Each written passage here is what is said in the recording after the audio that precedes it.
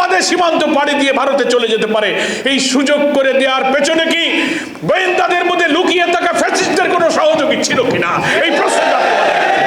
খুনিদের বিচার এবং গ্রেফতার সম্পর্কে সুনির্দিষ্ট কোনো বক্তব্য সরকারের পক্ষ থেকে বলা হয়নি। এটা জাতির কাছে প্রশ্ন। সরকারের এই নীরবতা, আইন মন্ত্রণালয়, স্বরাষ্ট্র মন্ত্রণালয়, সরকার প্রধান, ইন্টেলিজেন্স, অনেক ইন্টেলিজেন্স গভর্নমেন্টের দুনিয়ার আন্তর্জাতিক নানান তথ্য প্রযুক্তি উপায় উপকরণ লজিস্টিক সাপোর্ট দিয়ে সরকারি রাজস্বের হাজার হাজার কোটি টাকা দিয়ে এইসব গোয়েন্দা বিভাগ, এইসব ইন্টেলিজেন্স এজেন্সিকে সাজানো হয়েছে, কিন্তু এই প্রশ্নের কোনো জবাব সরকার আজও দিল না। 2টার দিকে তার গুলি হলো, আর রাত 8টার দিকে সারা দেশের বিভিন্ন চেক পয়েন্টে চেকপোস্ট বসানো হলো। 2টা থেকে রাত 8টা, এই 6 ঘন্টা কেন ফ্রি করে দেওয়া হলো? খুনিরা অবাধে সীমান্ত পাড়ি দিয়ে ভারতে চলে যেতে পারে, এই সুযোগ করে দেওয়ার পেছনে কি গোয়েন্দাদের মধ্যে লুকিয়ে থাকা ফ্যাসিস্টদের কোনো সহযোগী ছিল কিনা, এই প্রশ্নটা। জাতীয় প্রশ্নের জবাব কে দেবে? এই প্রশ্নের জবাব কে দেবে? 6 ঘন্টা কেন বিলম্ব করা হলো? ওসমানকে কে না চিনত? তার শাহাদাতের আগে তার ভিডিও অডিও বক্তব্যে তাকে গুলি করা হতে পারে, আমি মারা যেতে পারি, আমার বাচ্চাটাকে দেখে রেখো, এই আবেগময় বক্তব্য কে না শুনেছে? তো এমন একটা ছেলের গুলি হওয়ার পরে 6টা ঘন্টায় দেশের গোয়েন্দারা কি করেছিলেন? আমরা যেটা তথ্য পেয়েছি, রাত 8টার পর থেকে বিভিন্ন চেকপোস্টে পুলিশ এবং বিভিন্ন বাহিনী মোতায়েন করা হয়েছে। কেন এই 6 ঘন্টা সুযোগ দিলেন? তাহলে তো জাতির একথা বিশ্বাস করার সুযোগ আছে যে গোয়েন্দাদের অভ্যন্তরে লুকিয়ে থাকা আধিপত্যবাদের দালালরা চেয়েছিল এই খুনিরা নিরাপদে পালিয়ে যাক। গতকালকে ইনকিলাব মঞ্চের সেক্রেটারি জাবের তার বক্তব্যে একটা দাবি করেছে, অনেক বক্তব্য দিয়েছে, একটা দাবি করেছে, 24 ঘন্টার সময় দিয়ে এসে বলেছে সরকারকে জাতির কাছে অন্তত বলতে হবে ওসমানের খুনিদের গ্রেফতার করার জন্য এই পর্যন্ত সরকার কি কি ব্যবস্থা নিয়েছে, কোথায় দুর্বলতা, কি করতে পেরেছেন, জাতি সেই তথ্যটা জানতে চায়। আপনারা 24 ঘন্টা যেতে আর মাত্র কয়েক ঘন্টা সময় আছে। ইনকিলাব মঞ্চের এই দাবির সাথে আমরা আজকে জামাত ইসলামী প্রকৃত খুনিদের গ্রেফতারের ব্যাপারে অন্তর্বর্তীকালীন সরকার কি পদক্ষেপ নিয়েছে, কেন ব্যর্থ হয়েছে, কারা অবহেলা করেছে, কি পদক্ষেপ নিচ্ছেন, আপনারা জাতির সামনে আপনাদের এই বক্তব্য তুলে ধরুন। যদি তা না ধরেন তাহলে এই বিশ্বাসে জাতি করবে যারা ওসমানকে খুন করেছে, ওসমানের খুনিদের পালিয়ে যেতে, তার সহযোগীদেরকে প্রশ্রয় দিতে প্রশাসনের মধ্যে ফ্যাসিস্টদের সেই সব সহযোগীরা লুকিয়ে আছে, আপনারা দেখেও জেনেও না জানার না দেখার ভান করছেন। এই বিশ্বাস এই জাতি করবে। ফলে সরকারের কর্তব্য হয়ে দাঁড়িয়েছে জাতির কাছে ওসমানের খুনিদের গ্রেফতারের জন্য কি কি পদক্ষেপ নিয়েছেন। সরকার যদি কোনো ব্যর্থতা থাকে, কোনো গোয়েন্দা কর্মকর্তা যদি দায়িত্ব পালনে ব্যর্থ হন, জাতির কাছে বলেন, তার দায়িত্ব থেকে তাকে অব্যাহতি দেন, তার জন্য শাস্তির ব্যবস্থা করেন। ওসমানের মতো অকুতভয় মৃত্যু ভয়হীন মৃত্যুঞ্জয়ী বীরেরা বিদায় নিয়ে যাবে, আর আমাদের হাজার হাজার কোটি টাকার খাজনা ট্যাক্সের পয়সায় বেতন খেয়ে গাড়ি বাড়ি নিয়ে চাকরি করবেন, এটা জনগণ কখনো মেনে নিতে পারে। জাতির কাছে এই সত্য প্রকাশ করতে হবে। আমরা একথা বলতে চাই, কারা হত্যা করেছে এটা বুঝতে কিন্তু জাতির জনগণের বাকি নেই। কারণ ওসমান হাদি কি চাইতো, এটা যারা চায় না তারাই হচ্ছে এর হত্যাকারী এবং মদতদাতা। ওসমান হাদি চাইতো এই দেশ আধিপত্যবাদী শক্তির হাত থেকে আজাদ থাকুক, মুক্ত থাকুক। তাহলে যারা এই দেশকে দিল্লির আধিপত্যবাদীদের কাছে করদ রাজ্যে পরিণত করে খুশি হয়, তারাই তাহলে এই হত্যার সাথে মদত দিয়েছে। ওসমান হাদি কালচারাল ফ্যাসিজমের বিরুদ্ধে ইনকিলাব কালচারাল সেন্টার গঠন করেছিল। বিজাতীয় সেকুলার জাতীয় সত্তা মূল্যবোধ বিরোধী সংস্কৃতির মধ্য দিয়ে এই জাতির নতুন প্রজন্মকে ধ্বংস করার বিরুদ্ধে ইনকিলাব মঞ্চ হাদির নেতৃত্বে একটা নতুন ইনকিলাব কালচারাল সেন্টার গড়ে তুলেছিল। সাহিত্য রচনা, গান, কবিতা, বই, লাইব্রেরি, এক বিশাল পরিকল্পনা নিয়ে অল্প দিনে সে তার সঙ্গী সাথীদেরকে নিয়ে ইনকিলাব কালচারাল সেন্টার গড়ে তুলেছিল। তাহলে আমরা বুঝবো, যারা আমাদের জাতিসত্তা, আমাদের ইসলামী মূল্যবোধ, আমাদের সুস্থ স্বদেশীয় জাতীয় সংস্কৃতির বিরোধিতা যারা করে, বিজাতীয় সংস্কৃতি যারা এখানে আনতে চায়, তারাই উসমান হাদির খুনির পক্ষে। কারা তাকে খুন করেছে এটা বুঝতে আমাদের অসুবিধা নেই। বৈষম্য, লুটপাট, দুর্নীতি, অবিচার, রাষ্ট্রীয় শোষণের বিরুদ্ধে হাদি কথা বলতো। যারা এগুলোকে পক্ষপাতিত্ব করেছেন তারাই হাদির খুনিদের পক্ষে। এসব অঙ্ক জাতি 2 আর 2 4 হয়, এই অঙ্ক সহজেই বোঝা যায়, নাকি বলেন? ফলে আপনাদেরকে বলা হচ্ছে যে আপনি খুনিদেরকে খুঁজে বের করুন। অসম্ভব কিছুই নয়। ঠিক আছে, সে যদি বিদেশে চলে যায়, তো বিদেশে তো আপনার মিশন আছে, আপনার এম্বাসি আছে, আন্তর্জাতিক নানান নিরাপত্তা, ভারতের সাথে বন্দি বিনিময় চুক্তি, অনেক কিছু আমাদের আছে। এই সবগুলোকে আপনি কাজে লাগান। বাত ব্যথা, প্যারালাইসিস কিংবা আর্থ্রাইটিস, আধুনিক ফিজিওথেরাপি ও পুনর্বাসন চিকিৎসায় নির্ভরযোগ্য নাম ডিপিআরসি।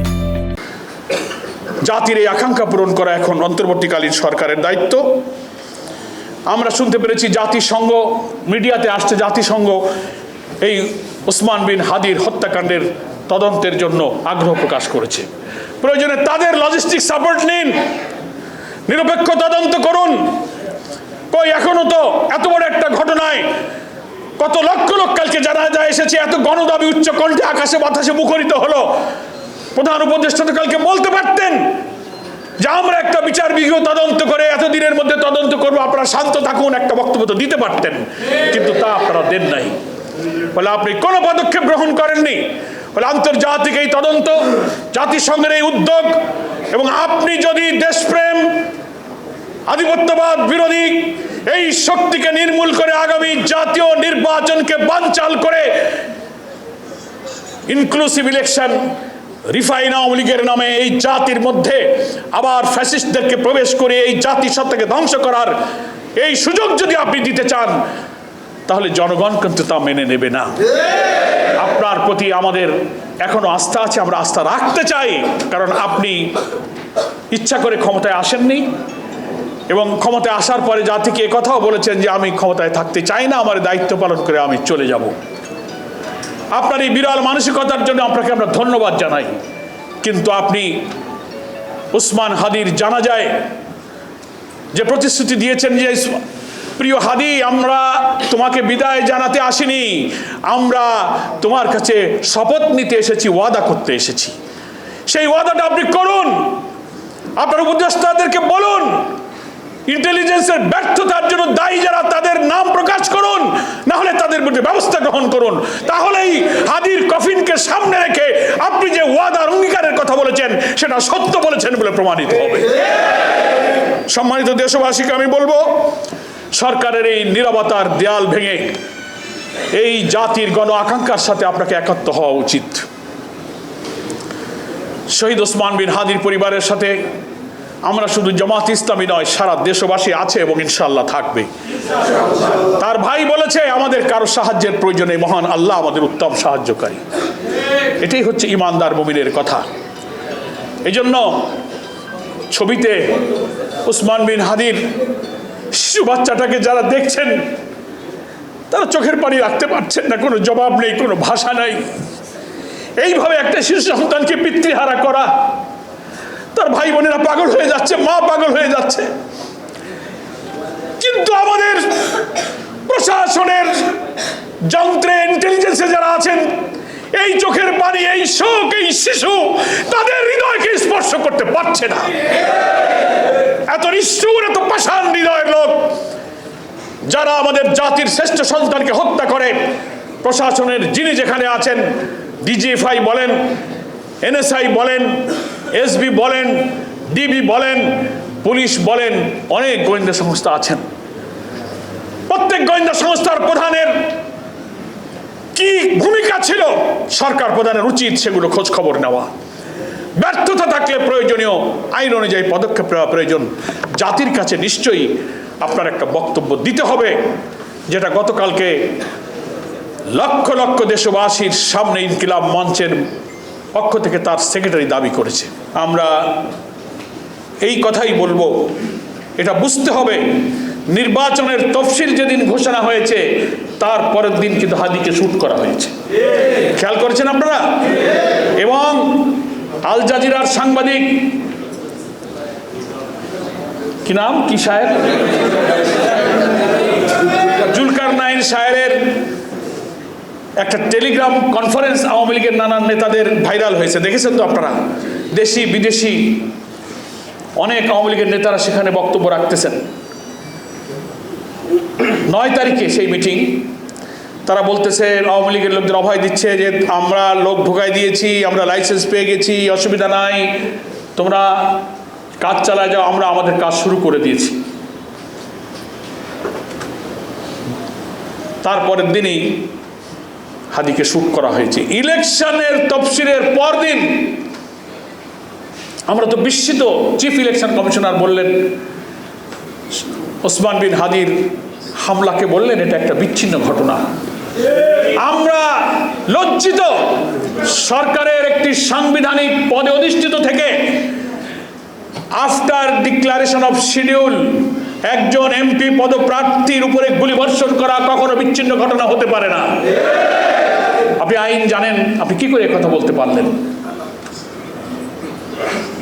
তফসিল ঘোষণার পর ল এনফোর্সিং এজেন্সি সহ প্রশাসন, জনপ্রশাসনের সব কিছুর রদ বদল, পোস্টিং ব্যবস্থা, আইনি সব এখতিয়ার কিন্তু ইলেকশন কমিশনের হাতে অর্পণ হয়ে যায়।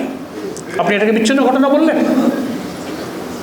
আপনারই তো উচিত ছিল, সে তো একজন ঘোষিত প্রার্থী ছিল, কে তাকে গুলি করলো সরকারের উপরে আপনি বলতে পারতেন। এটা তদন্ত, ল এনফোর্সিং এজেন্সি তো এখন আপনার হাতে।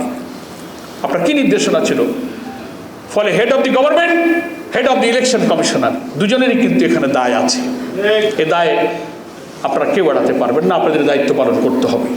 ফলে আমি মনে করি নির্বাচনের তফসিল ঘোষণার পর দিনে এই হত্যাকাণ্ড শুরু হওয়ার অর্থ হলো এটা বিচ্ছিন্ন নয়, এটা একটা প্যাকেজ প্রোগ্রাম, আরো সিরিয়াল হয়তো করা হয়েছে।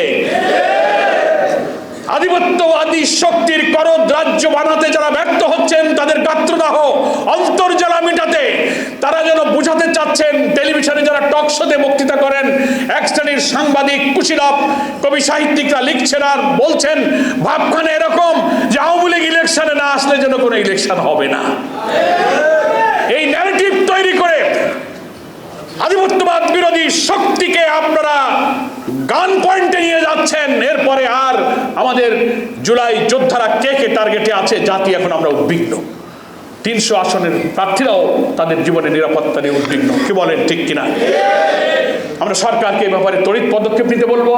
জামাত ইসলামের পক্ষ থেকে সবসময় আমরা জাতির কাছে, সরকারের কাছে কমিটেড আইন শৃঙ্খলা রক্ষায়, এই ধরনের খুনের তদন্ত এবং বিচারের জন্য জামাত ইসলামীর সব ধরনের সহযোগিতা করার জন্য আমরা সবসময় প্রতিশ্রুতিবদ্ধ আছি ইনশাআল্লাহ। আমি আপনাদের সকলকে ধন্যবাদ জানিয়ে মহান আল্লাহ তাআলার কাছে শরীফ শহীদ ওসমান বিন হাদির এই শাহাদাত, আল্লাহ তুমি মঞ্জুর করো, তাকে তুমি জান্নাতের সবুজ পাখি বানিয়ে, জান্নাতের শহীদদের যত সুসংবাদ, যত নাজ নেয়ামত, যত শান্তির খবর তুমি কোরআন শরীফে দিয়েছো, সবগুলো তুমি হাদির জন্য তুমি আল্লাহ তাআলা মঞ্জুর করো এবং কবুল করো।